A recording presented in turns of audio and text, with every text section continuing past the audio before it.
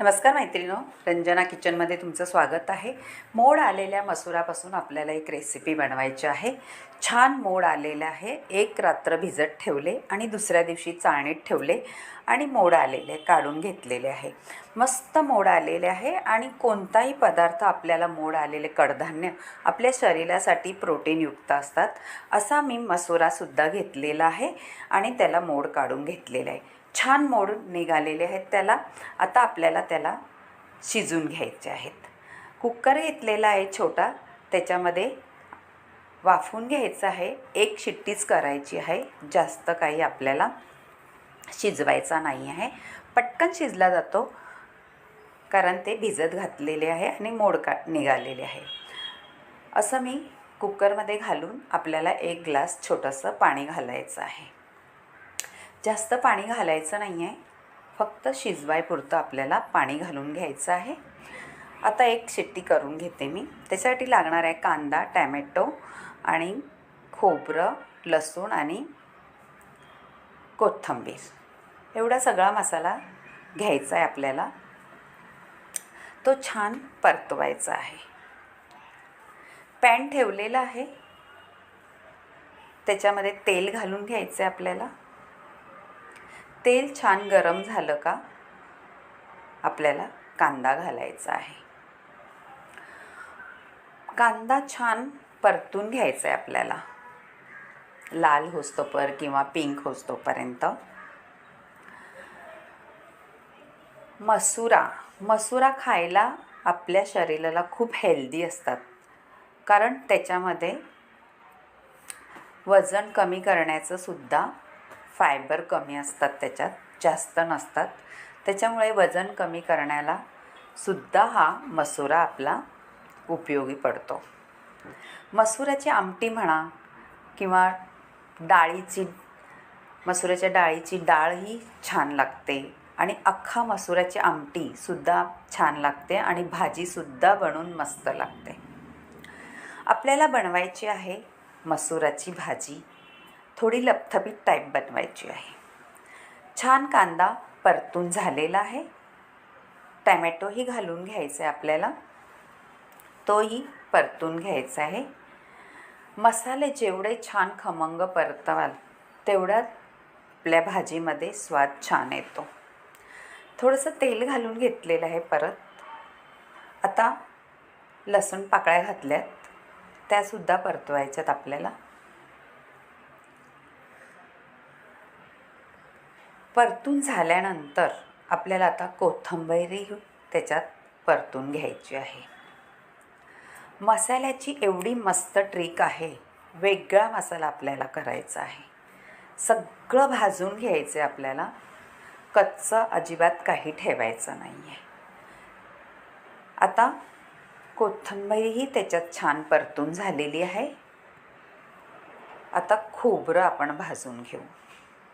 छान असं त्याच्यात जागा करायची आहे आणि मध्ये खोबरं भाजून घ्यायचं आहे।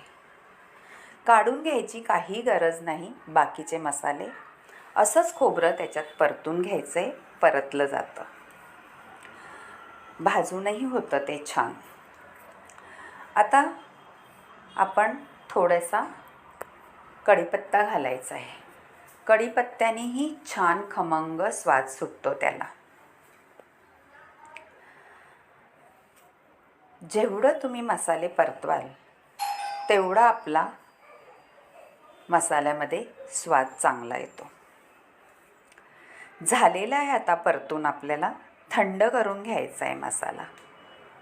गॅस बंद केला, थंड झाल्यानंतर मिक्सरला वाटून घ्यायचं आहे। त्याच पॅनमध्ये मी थोडं तेल घालून घेतलेलं आहे। आता आपल्याला त्याच्यात घालायचं आहे मोहरी, जिरं आणि कढीपत्ता।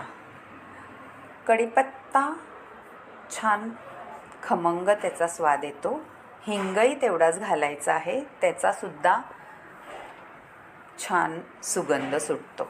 आणि वाटलेला मसाला आपल्याला घालून घ्यायचा आहे। तेलामध्ये छान परतून घ्यायचं आहे, तेल सुटस्तोपर्यंत।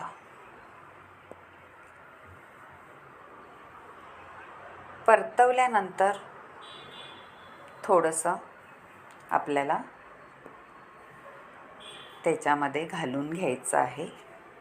छान असे बुडबुड्या सुटल्यात पहा, म्हणजे आपला मसाला शिजत आहे. आता आपण त्याच्यात छान झाकण ठेवायचं आहे त्याच्यावरती आणि मसाला परतून घ्यायचा आहे चांगला आणि शिजवून घ्यायचा आहे.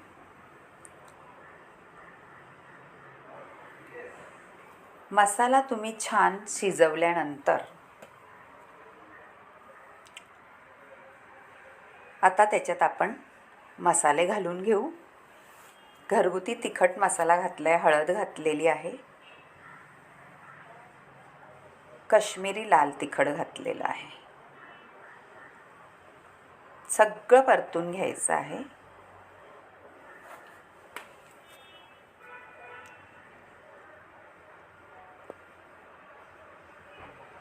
झाल्यानंतर परतवल्यानंतर छान आपल्याला उकळी येते त्याची मसाल्याची आणि गरम मसाला घालून घ्यायचा आहे. त्यानेसुद्धा छान चव येते. मसुरा ह्या हेल्दी असतात.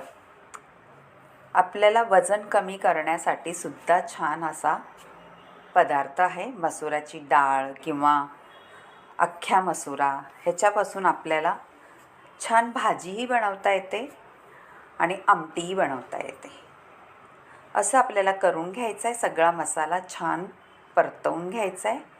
जेवढा तुम्ही मसाला परतवाल तेवढी आपली भाजी खमंग आणि रुचकर लागते.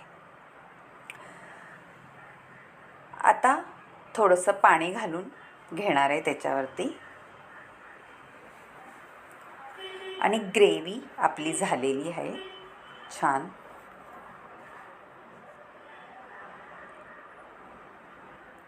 झाकण ठेवून घेऊया आपण, थोडीशी ग्रेव्ही शिजवून घेऊया. पाहू आता छान त्याचं तेल सुटलेलं आहे. आपण आता मसुरा घालून घेऊ त्याच्यामध्ये. मीठ घातले चवीनुसार. ग्रेव्ही मस्त आपली खमंग झालेली आहे शिजून. आता आपण मसुरा मोड आलेल्या शिजून घेतलेल्या त्या घालून घ्यायच्यात. तुम्हाला जसं हवं तसं पातळ तसं पाणी घालून घ्यायचं आहे. खूप सुंदर भाजी होते मसुराची मोड आलेल्या. त्याचं टेक्स्चर एवढं भारी येतं का तुम्ही हे कशाबरोबरही खाऊ शकता. भाकरीबरोबर खाऊ शकता, चपातीबरोबर खाऊ शकता किंवा भाताबरोबरसुद्धा हे खाऊ शकता आणि त्याला कशाचीही भाजीची गरज साईडला लागणार नाही. असं आपल्या मसुराचं आमटी म्हणा भाजी म्हणा होणार आहे. थोडंसं पाणी घालून घेतलेलं आहे. छान उकळी काढून घ्यायचे आहे आपल्याला.